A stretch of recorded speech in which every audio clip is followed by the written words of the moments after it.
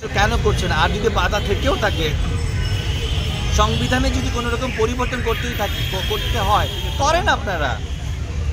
আপনারা তো ওত নিয়ে বসেছেন, সংস্কারের কথা তো আপনারাই বলেছেন।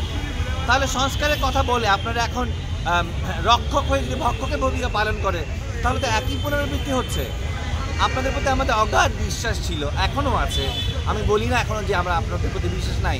তাহলে বিশ্বাসে খর্ব না করে আপনারা দ্রুত এই ছাত্রদের নিরাপত্তা নিশ্চিত করেন এবং আওয়ামী লীগকে পুনর্বাসনের কোনো রকম কোনো ইনফরমেশন আমাদের কাছে না আসে, তাহলে কিন্তু জুলাইয়ের আরেকটা নতুন বিপ্লব ঘটবে। ওকে, সামনে কি কাজ আসতেছে, আপনারা কি কাজ করতেছেন, সামনে কি দেখতে পাবেন? আমার কাছে কথা বলছে, দেখেন আমি একটু আগে ব্যাক ফুটেজে বলতেছিলাম যে আমি অলমোস্ট ব্ল্যাকলিস্ট মিডিয়াতে। এখন আপনারা বলবেন কীভাবে ব্ল্যাকলিস্ট? প্রত্যেকটা মানুষের কাজের একটা রেশিও থাকে। আপনারা যেমন আপনাদের অফিস থেকে এজেন্ডা নিয়ে বের হয়েছেন, আজকে কোথায় রিপোর্ট করবেন, কোন সেমিনারে ফুটেজ দেবেন।